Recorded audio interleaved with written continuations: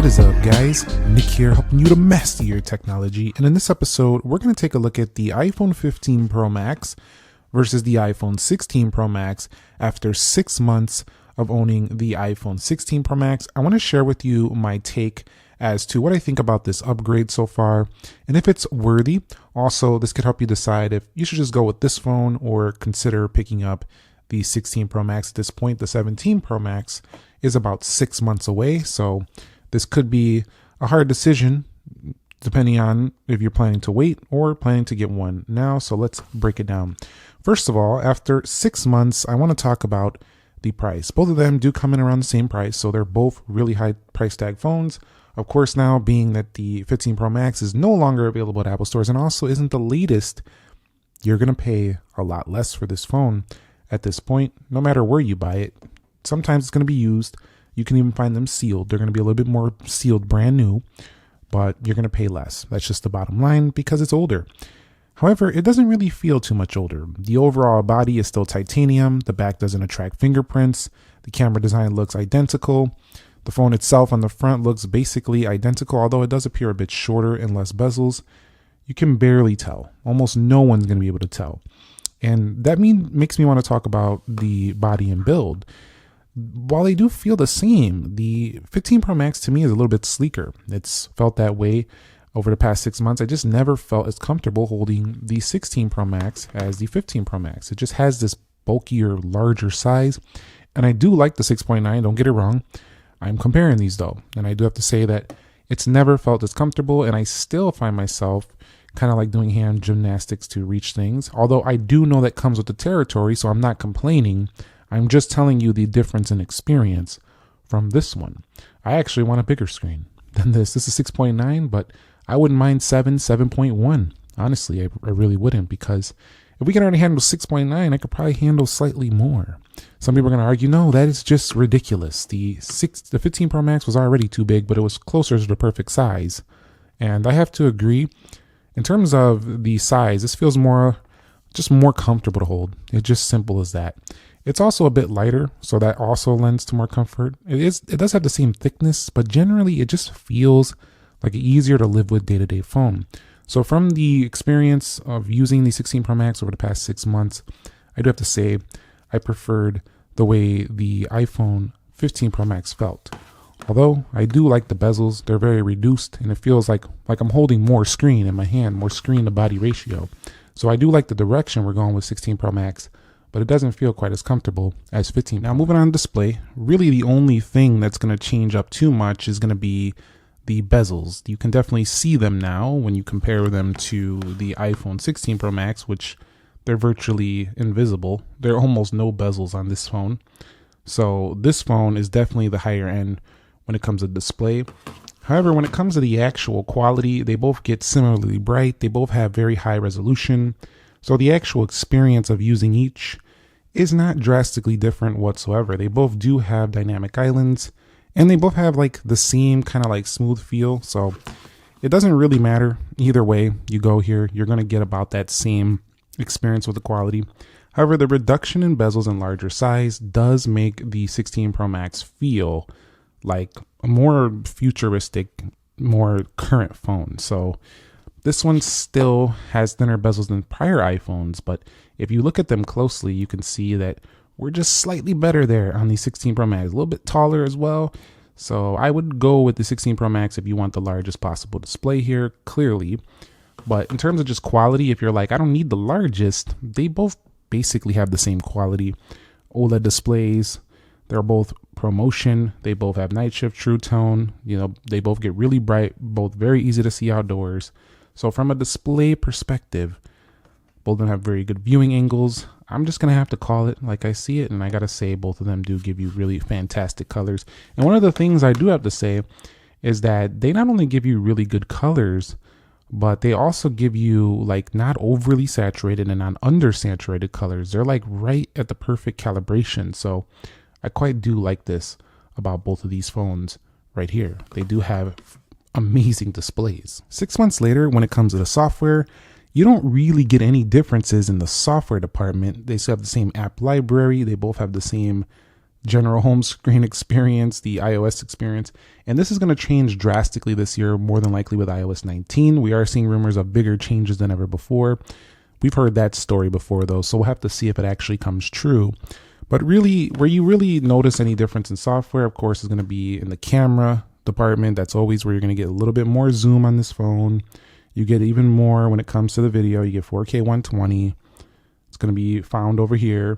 So it usually just comes in the way of camera, but you also have the camera control button, which I kind of got used to. And 6 months later, I don't want to go back, actually. I do like just hitting this button. It's kind of becoming muscle memory to just kind of hit this thing and just go for it. You know, like I just don't even think about it anymore. I don't use it for these features where you zoom though. These to me are gimmicky. I don't really use it for that. It's simply a control key for me to go ahead and control the camera.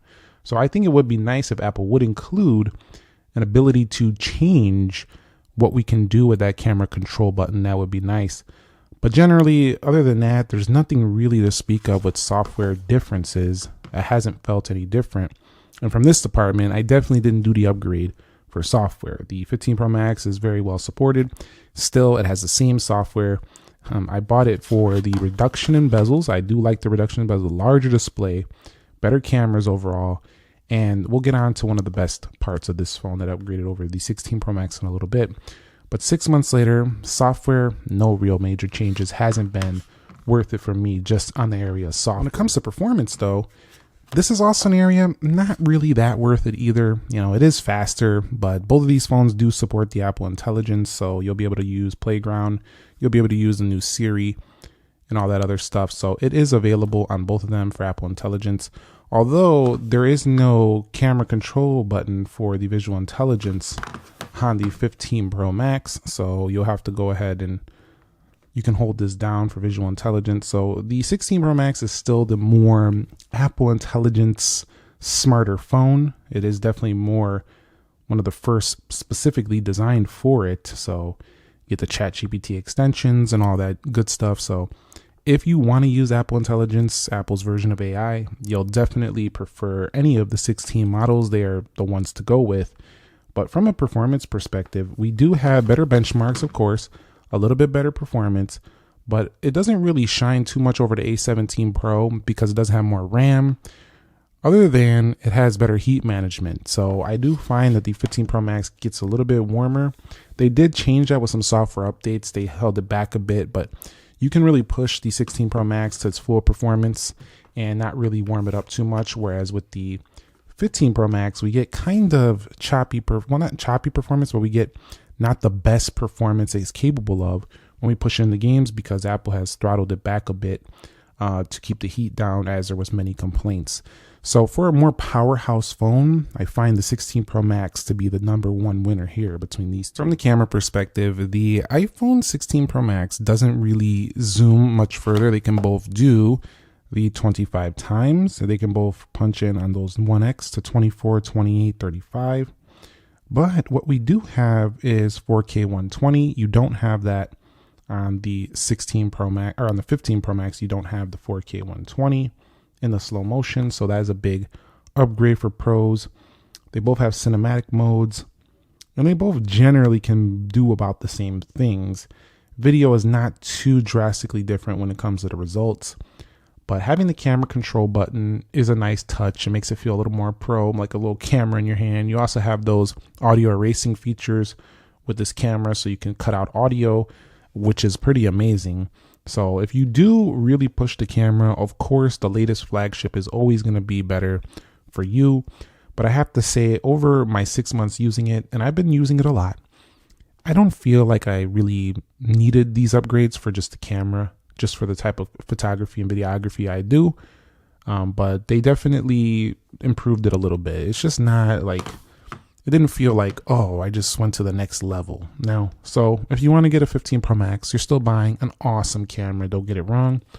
But if you do want to do those audio erasing things, I would get the 16 Pro Max. It's definitely going to be the better option if you don't have an external mic and you're trying to do pro video or do video for your channels or whatever you're doing. And lastly, about the cameras, I wish they would have upgraded this front facing camera because it's not massively different. It has the same megapixel count And I think they're going to do it this year finally, like maybe go to a 24 megapixel, but it's the same thing basically. You don't really have a massive difference in the front facing camera. So selfie cameras can get an improvement.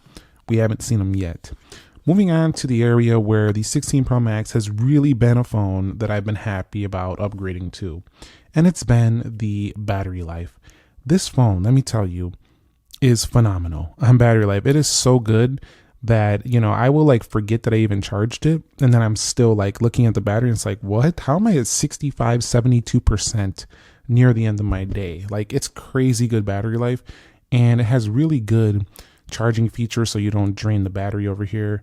You can like stop the charge limit. So far I only got about 81 cycles on it, but still, if you do want to get a phone for pure battery life, while the 15 Pro Max is no slouch, this thing can easily make it a day and then some for lighter users. This phone can probably go 2.5 days for lighter users. So this thing right here is superb.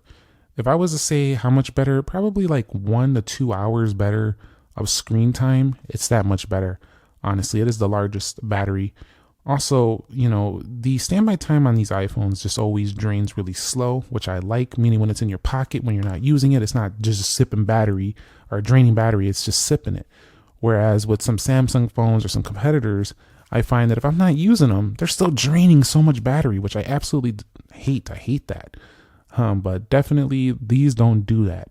So these are really, really good.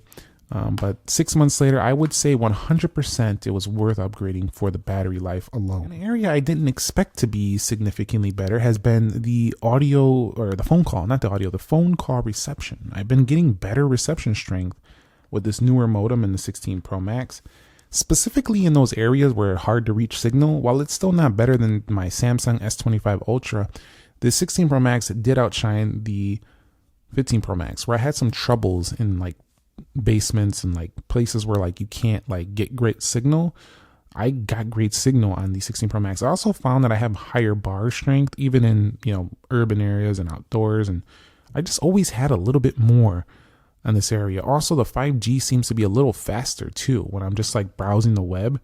So even though the 15 Pro Max was really good, I do feel that I've been having just snappier, more reliable performance in the connectivity department. So Apple's paying attention to this area, but I think they're also going to improve it going forward as they're getting their own in-house chips for things like cellular and Wi-Fi. They're trying to get to that point that they don't rely on anybody else for their own chips. So when they get there, that might even improve it further as they can fully control the internals of these products. But this is definitely worth it if you make a lot of phone calls and messages and you need fast 5G. I would get the 16 Pro Max, not because it's newer, but because it actually performed better. Now, one area they didn't really change too much or feel that different was the audio perspective. They sound about the same. Also, charging wasn't drastically different. Neither of them charge very quick, so it's not really a big difference there whatsoever. So they also do have emergency SOS, satellite text messaging. So yeah, they're both good there. Ecosystems are strong on both. Of course, you can't get these 15 Pro Max anymore, but it's still a viable option to pick up secondhand. So let's go ahead and conclude this video. I think the 16 Pro Max, all these months later, has shown me that the upgrades aren't really on the external. They're not really on how the phone looks and feels. They come from the user experience, and that's why I liked this upgrade. I liked it for better reception strength, better battery life, better overall camera experience with the camera control, like the core internal things that really matter to you, better heat performance, better performance with the chip. It's the internals. Pop the hood on the car, if you will, upgrade my engine, upgrade my fuel efficiency, the battery life. You get what I'm saying? You get the analogy? That's what this phone is over this phone, and just give it a little facelift on the outside. We'll get a little bit of a reduction in bezel. We'll get a slightly taller design. Overall, it's just polish. Let's just put it that way. However, the 15 Pro Max is sleek. It's slim. It was a lighter option. It was beautiful. So definitely this is no slouch.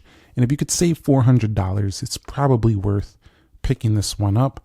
But, you know, there's no camera control. It doesn't have better battery life.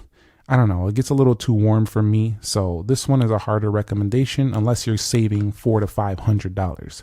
So let me know your thoughts on these two down below. Did you do the upgrade? Are you planning on buying one? Or are you just not sure yet? Let me know down in the comments. Or are you planning on waiting for an iPhone 17 series model? Let us know. I'll catch you on the next one. Nick here. Thank you very much for watching. Be sure to be well, and peace.